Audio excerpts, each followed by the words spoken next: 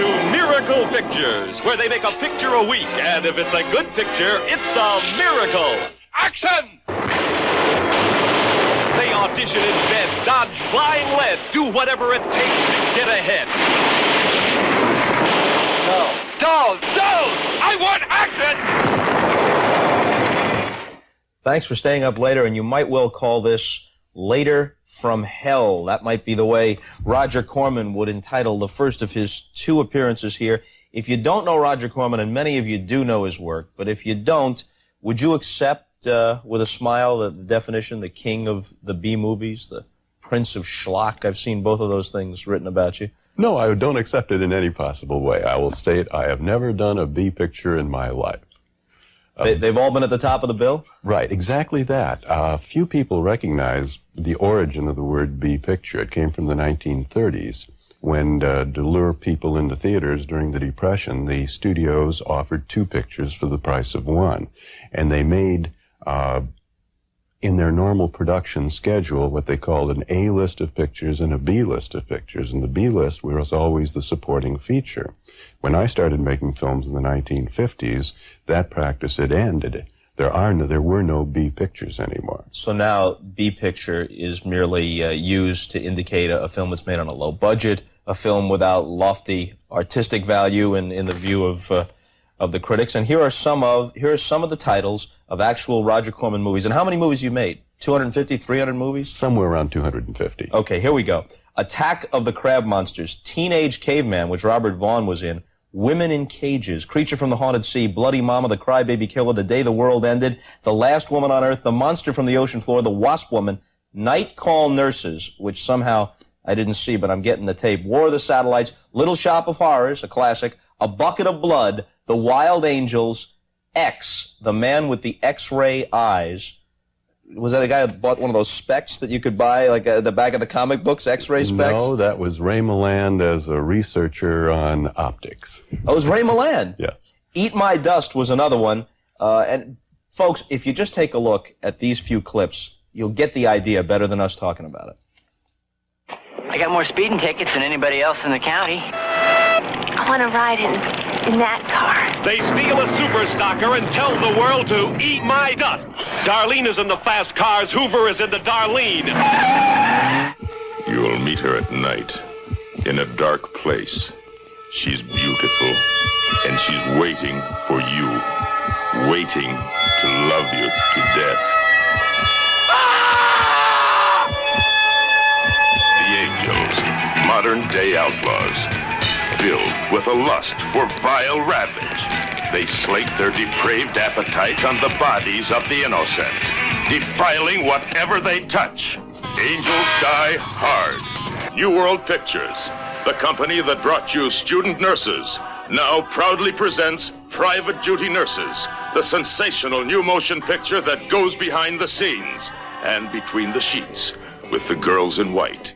Isn't it essential for the kind of movies you've made, especially in the 50s and 60s, to put together a really good trailer and have an announcer who can really sell this stuff?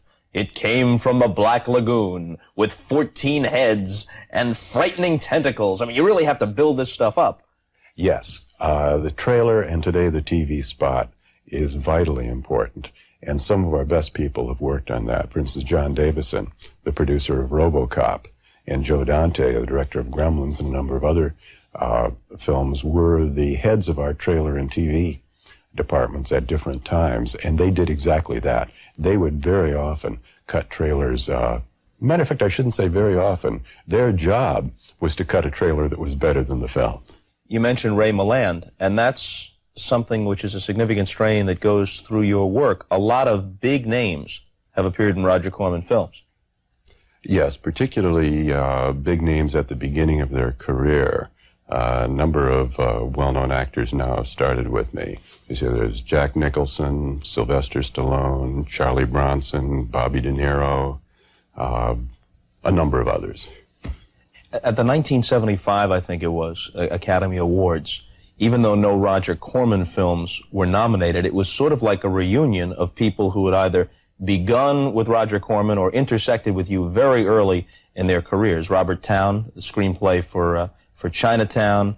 Coppola, whom you had worked with, Godfather 2, he for direction and It for Best Picture. De Niro, Best Supporting Actor that year in Godfather 2, picked up an Oscar. Ellen Burstyn, right. Alice Doesn't Live Here Anymore. She had worked in Roger Corman films. And I take it from the things that I've read and the few interviews where I've heard them refer to you, that they have a high regard for you. Well, it was fun at that time. We were all a little bit younger then. We were all working together and starting out. And it was a great camaraderie. And what you say about the Academy Awards that year was true. Every major award was won by somebody who had started with me, except Best Leading Man, and Jack Nicholson missed. And I said to Jack afterwards, Jack, you're the only one who didn't do it. He said, they don't know what they're doing. I'll get them next year. And indeed, he won the award the next year. He didn't get it for Chinatown and did get it for I One think One Flew Over the Cuckoo's Nest. Right. How would you define a Roger Corman film? I'm not sure. Nobody's actually asked me that way.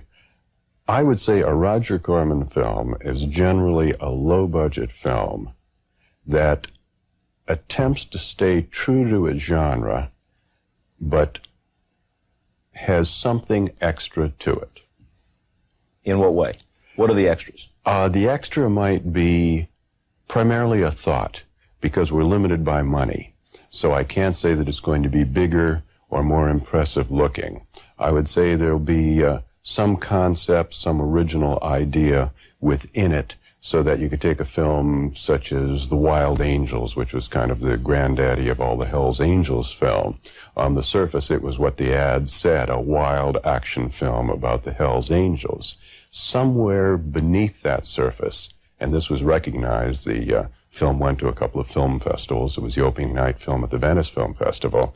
There was a comment about our society and the position of the less talented, the underclass, as it were, within the society. I don't want to get too pretentious about that, because the films were made to be entertainments and have succeeded as such. But I do think there is something in addition to the entertainment within them. You've got a book coming out, How I Made 100 Movies in Hollywood and Never Lost a Dime. So you're legendary for turning a profit on the low-budget films, and stories of your efficiency abound. Give me a couple of your favorite examples of ways in which you were able to cut some corners, you didn't lose any quality, and got it done on a shoestring. Well, I can remember once when we were shooting a night sequence on a natural location, and I wanted to get a bigger shot than I had originally planned, and because it was low budget, we didn't have very many lights. So I came up with the idea of having the Grips and a couple of other people take some cars and park the cars at intervals down the street and turn on the car headlights in order to light the background of the shot. And we had an Academy Award-winning cameraman and the gaffer who'd been working with them on Academy Award-winning films. And I remember the gaffer was saying, all right, now this man who was a very sensitive gaffer who had worked at MGM on very beautiful films, and he was saying, all right, now put the brights on that car, the dimmers on the car over there. And he really modulated the lights so they looked very good. Wasn't there another time when you scaled down the size of an army?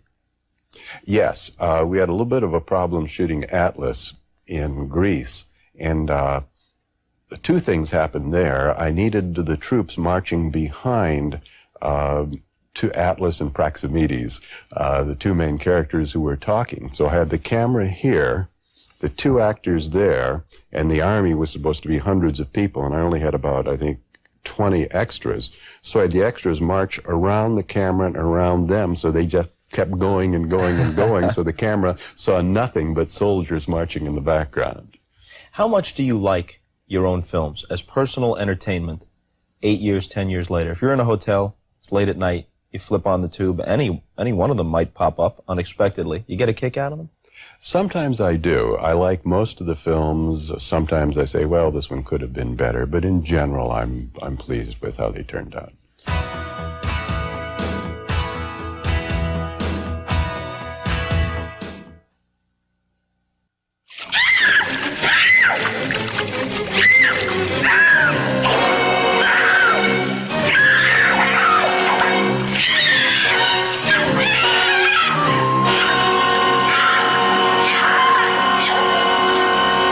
Isn't it essential to find young women who are very good screamers? I mean, if you were around in the days of Fay Wray, you could have used Fay Wray on a regular basis. Without question. She would have been my ideal leading lady. You know who else was good? Not Noel Neill, but what was it? Phyllis Coates played Lois Lane on Superman before Noel Neill. Boy, could this babe scream. Right. You know, a gangster grabbed her and she would let out a blood-curdling cry. Do your actors and actresses view a Corman film as a tongue-in-cheek experience? Are they frolicking around the set, getting a big kick out of it? Only in the ones which are done as comedies. If it's not a comedy, even though it is a horror film or a science fiction film, we take it very seriously. Even on a low-budget film, we try to get an honest and truthful performance from the actor. On the comedies, of course, anything goes. I remember Ron Howard on Eat My Dust, which was a wild car chase comedy. Yeah. And on a couple of the films I directed, particularly I remember Little Shop of Horrors, and on one of the Edgar Allan Poe films, where I had Vincent Price and Peter Lorre and Boris Karloff, and everybody was kind of throwing gags back and forth, improvising, and people were just having a good time on that. You went through an Edgar Allan Poe period, didn't you? You did the Fall of the House of Usher, and you did The Raven. Yes, I did The Pit and the Pendulum, Mask of the Red Death, The Tomb of Ligeia, Tales of Terror, which was a trilogy of 3 of his short stories, although almost all of them had started as short stories. Did them true to what you perceived as Poe's intent, or with vast creative license? No, we stayed very true to Poe's intent on everything except The Raven, which became a comedy. It became a comedy because Dick Matheson, the writer, and I had worked together on so many of them, we felt that we were starting to repeat ourselves. And we said, let's go for jokes on one of them. For someone with your fascination for monster movies, horror movies, it must have been a tremendous thrill to actually make a picture with Peter Lorre and Boris Karloff. Yes, I had always admired their work, and I'd been working with Vincent Price in a number of films, and we decided to make a trilogy, as it were, with Vincent, with Peter, with Boris, and in one segment with Basil Rathbone. And I remember they all had differing acting styles. For instance, in The Raven, we had Vincent, Peter, and Boris. Boris Karloff was trained as an actor in England and was very much of a classical actor who knew the lines, understood his performance, and was prepared to come in and deliver exactly what the script said. Peter Lorre had a vague idea as to what the script was, but was prepared to come in. Matter of fact, he could only come in, improvise, make up his lines, do outrageous things on the set, and just kind of flow. Vincent had been trained in a classical way, but also could improvise, so he could work a little bit with Peter. But with Peter and Boris, it was very difficult, because Peter would just say something that had no connection with the script, and Boris would stand there and look at him, and I'd have to say, cut. All right, now, fellas, let's work something out here. I know you. You're afraid to face me when I'm sober, huh? Are you sober? Sober enough to make a fool of you, you cheap faker, you. Father, Dr. Bedlow, that I did not hear. We will proceed with our present conversation. Yes, you are afraid, you miserable coward. Father, in the name of... Shut your mouth! Yes, afraid. Afraid of an honest duel in magic. You pitiful old goat. Enough, sir. You shriveled up old... Enough, sir.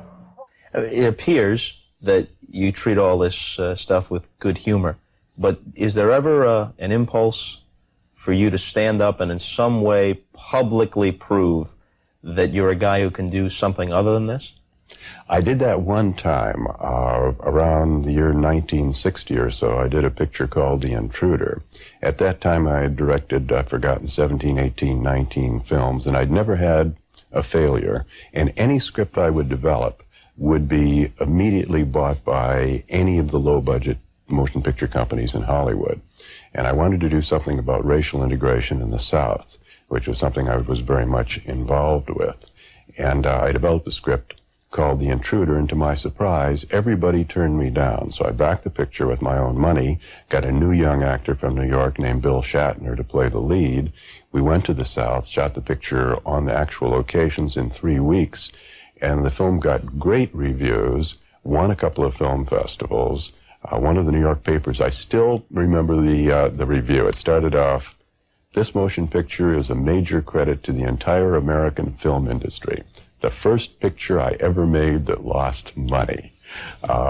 I think I learned something from that and evolved what has been my formula ever since, that on the surface the picture should be an entertainment, and if there is some message, some theme that's important to me, that will be beneath the surface, and if somebody picks it up, fine, but on the surface the films are entertainments. Did you have any special problems in the course of making The Intruder? We had a number of problems making The Intruder. We were shooting on natural locations in a small town in the South, and it turned out that most of the people in the town believed in segregation. And our picture, of course, was pro-integration, so we had developed a second script, which we showed to the townspeople, which made the picture seem a little bit more neutral. And we were constantly devising ways to shoot with our pages, but make it look like we were shooting with the pages we'd shown the mayor, and so forth. Now let me ask you, do you people want niggers taking over? No! And are you willing to fight this thing down to the last ditch and keep fighting until it's over? Then I'm willing to fight with you. Why, Mr. Kramer? Why? Because I'm an American, sir, and I love my country. And I'm willing to give my life, if that be necessary, to see that my country stays free, white, and American!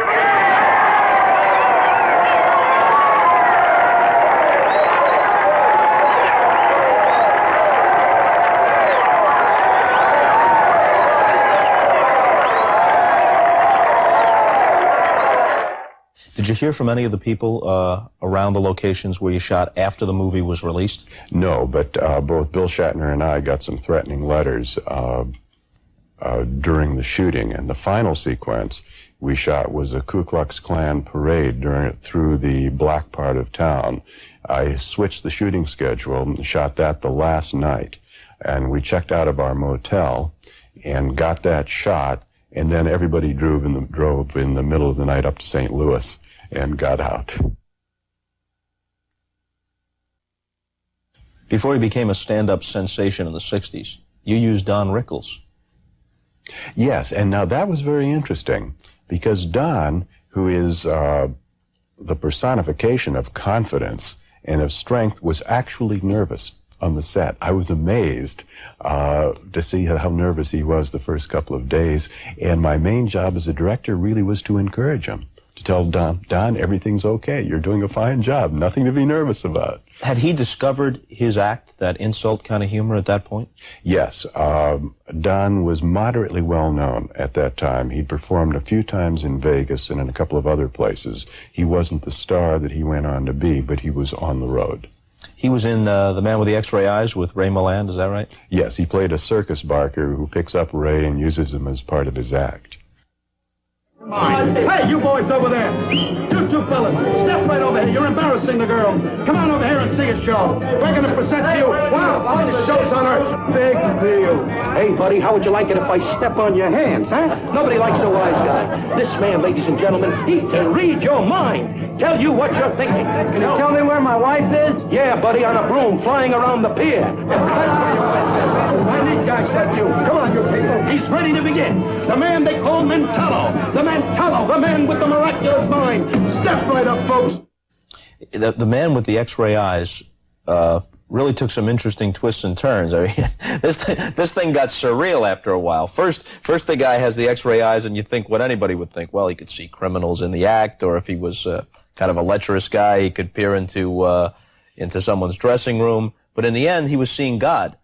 Yes, what it was progressive. He could see, for instance, he could see through buildings, and this became a very difficult thing of special effects, that he saw through the facade of the building to the steel, and then saw beyond the steel to the inside. And the only way I was able to get that is I photographed a building under construction over a period of months, and then used the film cutting backwards. So we had the exterior of the building and then the interior. And what he was able to see was to see deeper and deeper and deeper until the end. I left it vague as to whether he was seeing God or whether he was simply seeing to the center of the universe. And I used a quote, not a quote, but saying from the Bible, "If thine eye offends thee, pluck it out," which is what he did in the last moment of the film. Are you embarrassed by any of the films you've done? No, not in any way. Every film I ever made, I did my best. And whatever happened, happened. Generally, the films have been well received. I think it was Penelope Houston, who was the editor of Sight and Sound, which at the time, this was in the late 60s when I was directing most of my films, Sight and Sound was most influential of the intellectual film magazines, wrote, and I think I can remember what she said. She said, "Roger Corman has become, if not the darling of the critics, at least their mascot." I uniformly got good reviews, and the first reviews on my new film, Frankenstein Unbound, have been really very, very good.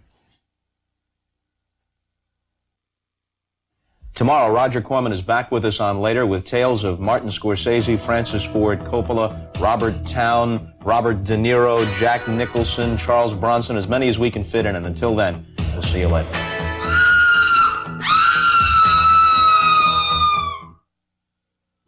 Beginning tomorrow, NBC Nightly News. Jeff Healey also